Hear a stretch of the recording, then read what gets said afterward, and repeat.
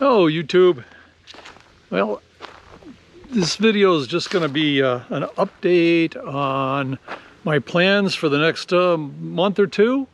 And as you can see, I'm in a campground. I got a neighbor over here. Bus is up the hill. My campsite actually has some stairs down to an area where you could set up a tent with the picnic table. And I am right on the lake. I can walk down there and stick my toes in the water if I'd like. Just had a jet ski go by. And this is the day after election day. So the leaves are just starting to change here. And I'm near Atlanta, Georgia at this point. And let me just sit down and go through what I'm going to be doing for the next month or two.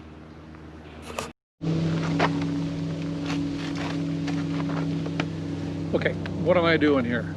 A year or so ago, a young lady reached out to me and with the request that I come help her build a vehicle of some sort. And she explained that she has electromagnetic hypersensitivity, or EHS. It's a real condition. If you've ever watched the Breaking Bad spinoff, Better Call Saul, in the first season there was a lawyer who lived in a house where he had all the power turned off, cell phones had to be left away from him. That character was suffering from this condition. It is relatively rare, as only a few out of 1 million people will have it. Of those people that have this condition, 10% would be categorized as having a severe condition. So what is it?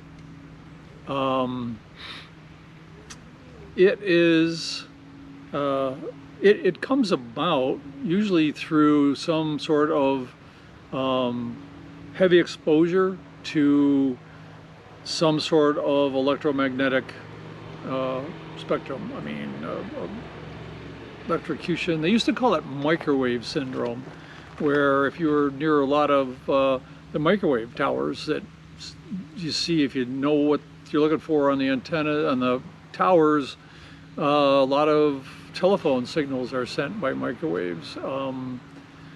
Household microwaves are supposed to be shielded, but I've been near one and I could feel a little tingling. So that's what causes it. But what's it feel like to have it? She describes it as a burning sensation, that burning all over her body. I've witnessed her notice somebody start talking on a cell phone outside of her house. She couldn't possibly see it.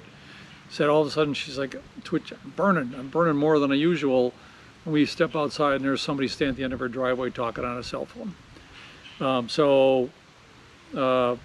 Not just now DC power, if it radiates any kind of electromagnetic spectrum, it's very small.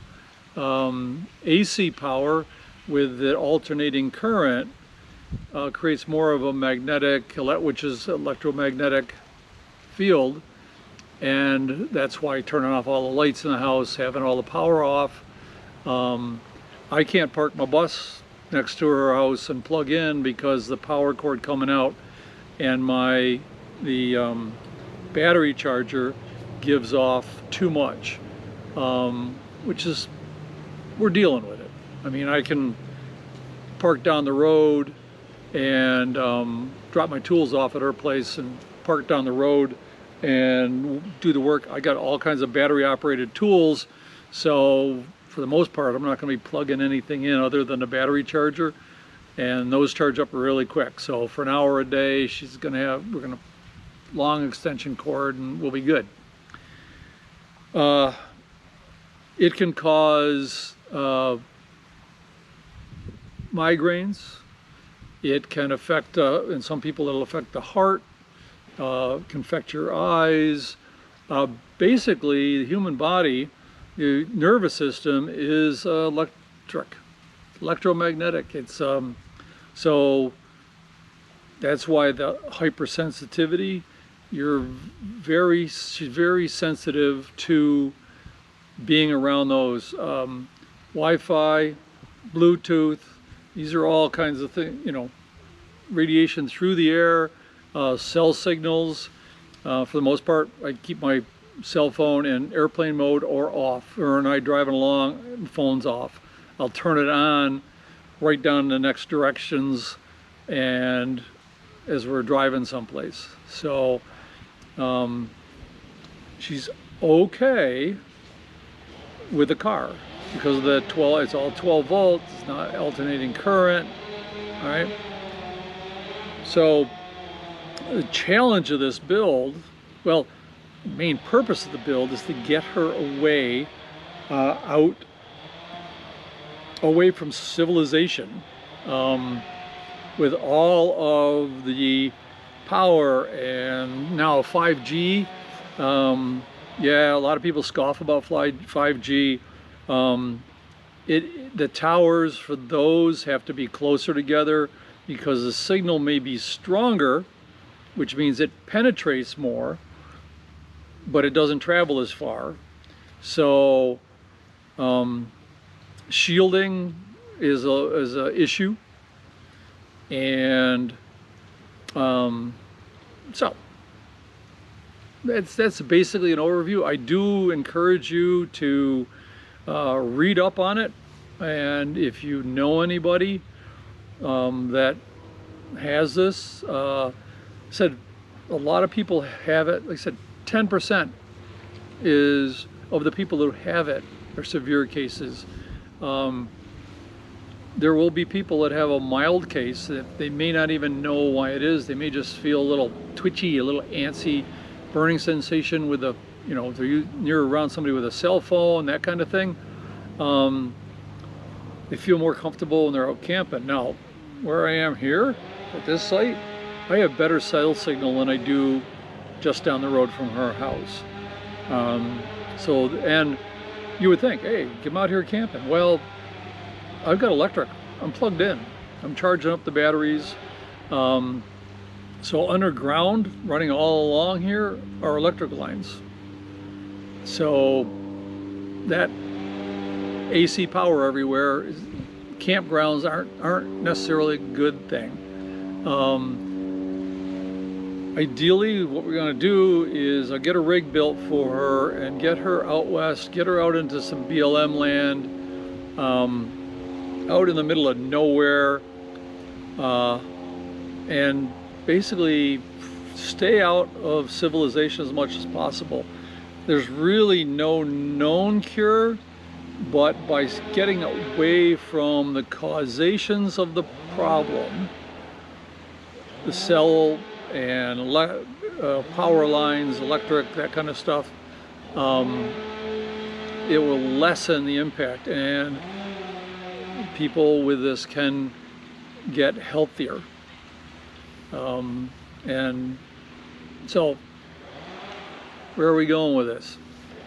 Well, I've been here a couple weeks as we've been searching for the right vehicle. And, you know, before I've built schoolies. I've helped a lot of schoolies. Of course, with the van build, I did a lot with vans and fans and all that. What we're looking at is she's buying a step van. Pretty big step van, but a step van.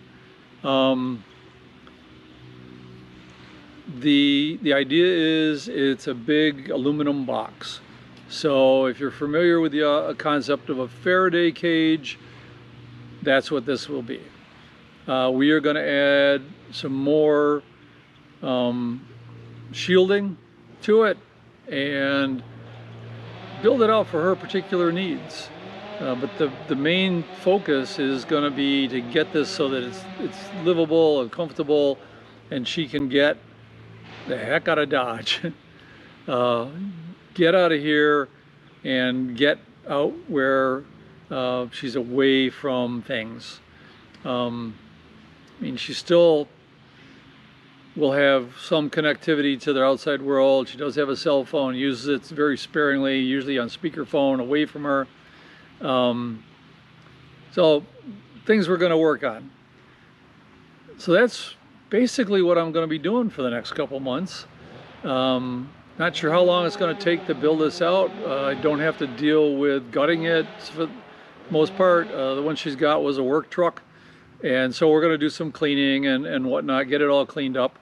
And because it's got square sides, I don't have to worry about the curve and all that.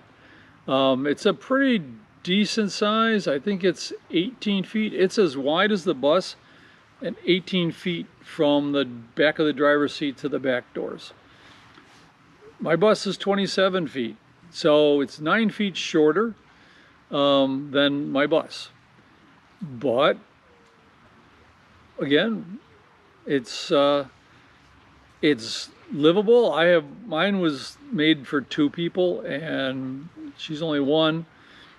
She's got a couple of cats, so we're gonna do some interesting things for cats. The people that are into having their pets with them. This might give you some ideas of some of the things we're gonna do for them. Also, some variations, things we're gonna do for her. So it's gonna be a build. It's gonna be an interesting build. Some things that some challenges along the way that to deal with the EHS and trying to make it comfortable for her. So that's what I'm going to be doing. My days off, I might be looking for some historic places. I am in Georgia. Pretty sure there's some things around here within an easy day's drive. And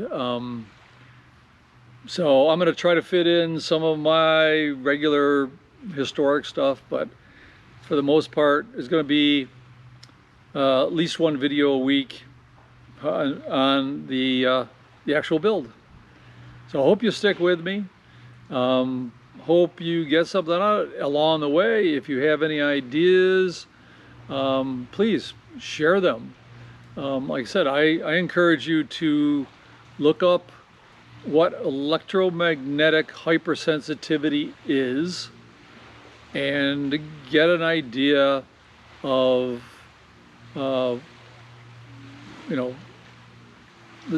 what these people go through.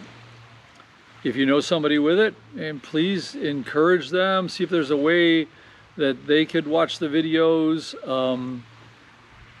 I don't plan on making this a career, but as I go along, I learn more and more. And as always, think of me as a resource. You can ask me questions. If I know the answer, I'll get back to you right away. If I don't know the answer, I'll probably look it up and get back to you as soon as I can. So that's it. Hopefully that's just an update of where I'm going for the next couple of months. So please stick with me. It's gonna be an interesting build. See you later, YouTube.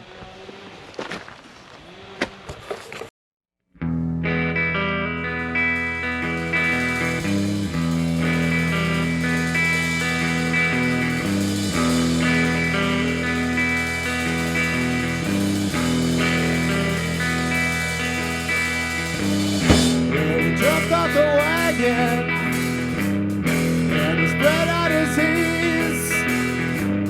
Brace yourselves and call for your women. We will do what we please. If this is for your blood.